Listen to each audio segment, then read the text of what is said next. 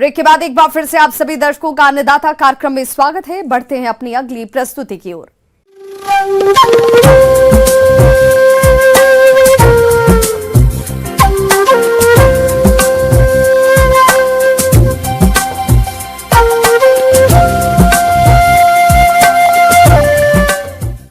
मौसम के अनुसार प्रबंधनों पर ही टिकी है आपकी खेतीबाड़ी और इसलिए मौसम पूर्वानुमान और उस पर आधारित साप्ताहिक कृषि सलाह इस प्रकार हैं।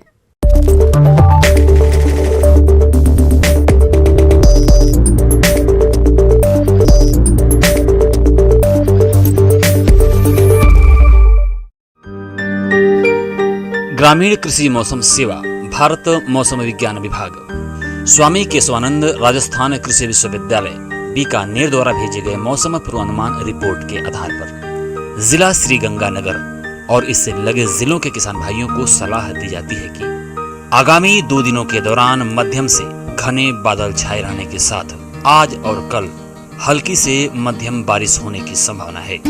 इस दौरान अधिकतम तापमान 34 से 37 डिग्री सेल्सियस और न्यूनतम तापमान 26 से 27 डिग्री सेल्सियस के मध्य रहने की संभावना है। इस दौरान हल्की गति की हवाएं दक्षिण पश्चिम दिशा से चलने की संभावना है। ऐसे में इन क्षेत्रों के किसान भाइयों को सलाह दी जाती है कि कपास की फसल में खरपतवार न पनपने दें। इसके लिए पहली निराई गुड़ाई सिंचाई के बाद पत्तर आने पर कसिये से करें और इसके बाद एक और निराई गुड़ाई त्रिफाली से करें।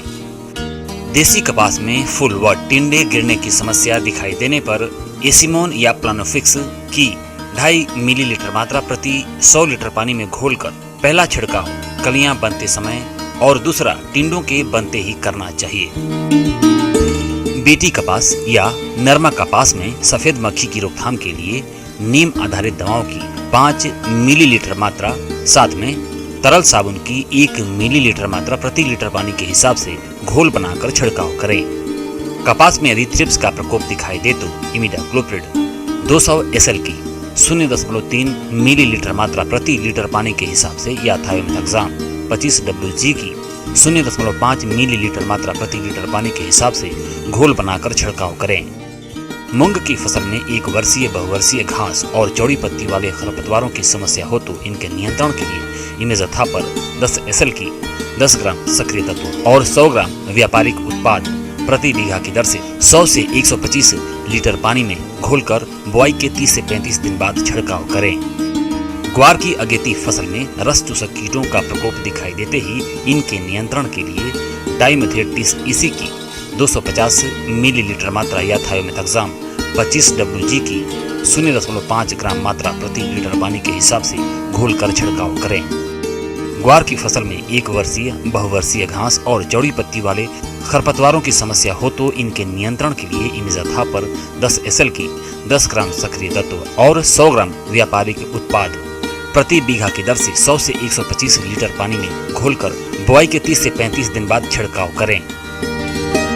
वर्षा की कमी होने पर किसान भाई 10 से 15 दिन के अंतराल पर सिंचाई करें। गन्ने की जड़ों के आसपास मिट्टी चढ़ा देवें। किन्नों के बागों में लीफ माइनर कीट का प्रकोप दिखाई देने पर इसके नियंत्रण के लिए एसिटामिप्रिड 20 SP की 0.4 मिलीलीटर मात्रा या क्विनाल्फास 25 EC की 1.5 मिलीलीटर मात्रा प्रति लीटर पानी के हिसाब से घोलकर छिड़काव करें।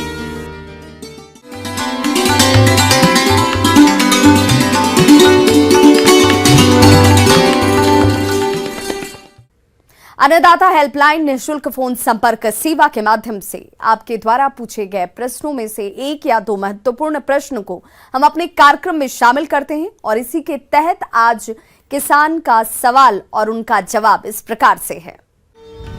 अन्नदाता निःशुल्क फोन संपर्क सेवा के माध्यम से पूछे गए प्रश्नों में से आज हमने जिस प्रश्न को कार्यक्रम में शामिल किया है उसे पूछा है ग्राम जीरोली, जिला भरतपुर के कृषक दीपेंद्र सिंह ने। आप अरहर की फसल में उकटा रोग की रोकथाम के बारे में जानकारी चाहते हैं तो दीपेंद्र सिंह जी आपकी जानकारी के लिए प्रस्तुत है कार्यक्रम का ये अंश।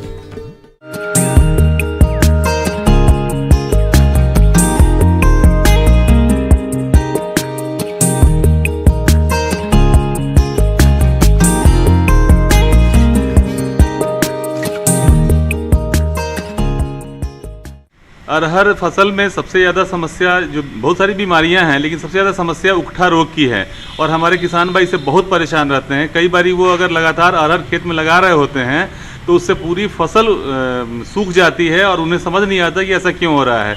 जो फ्यूजेरियम विल्ट है, ये मिट्टी में जो इसके जीवाणु हैं वो उसमें रहते हैं और इस वजह से ये शुरू में ये सूखना शुरू होता है और इसके जो तने हैं वो सबसे आखिर में सूखते हैं, वो हरे रहते हैं। और अगर आप सूखने की समस्या है तो अगर इसको आप जड़ से उखाड़ेंगे तो ये बहुत आसानी से आपके हाथ में नहीं आएगा, बहुत समय लगता है इसको उखाड़ने में, बहुत ताकत चाहिए होता है। किसान भाइयों, अरहर की फसल को उकठा रोग द्वारा अधिक हानि पहुंचाई जाती है क्योंकि यह रोग फ्यूजेरियम नामक कवक से फैलता है। रोग के लक्षण साधारण तौर पर फसल में फूल लगने की अवस्था पर दिखाई पड़ते हैं और सितंबर से जनवरी महीने के बीच में यह रोग देखा जा सकता है। रोग के प्रकोप से पौधा पीला होकर सूख जाता है।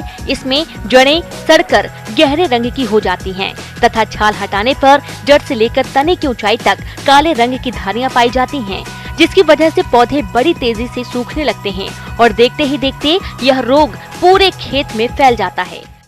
मेरी ये सलाह होगी कि जहाँ भी अगर उकठा रोग की समस्या अरहर के फसल में है तो जो रेसिस्टेंस वैरायटी है, मतलब ऐसी किस्में हैं जिनमें वो किस्में सक्षम है इस बीमारी से लड़ने के लिए, उसमें इस बीमारी का असर कम होता है, ऐसी किस्मों को लगाना चाहिए। और बहुत सारी किस्में हैं हमारे साथ में, जैसे कि IPA 203 है या फिर बिरसा अरहर 1 है या फिर बहुत सारी किस्में हैं जिसमें ये बीमारियां नहीं लगती हैं। तो आपको चाहिए कि उन किस्मों को लगाएं या फिर अगर आपको और सावधानी बरतनी हो तो 2 साल के बाद अरहर के खेत को बदल देना चाहिए, क्योंकि इसका निदान थोड़ा मुश्किल है। निदान में आप सही किस्म आप चुनें या फिर आप खेत को बदल दें। अरहर का बंझा रोग यह रोग विषाणु जनित रोग है। इस रोग का संचरण एक कीट के द्वारा फैलता है।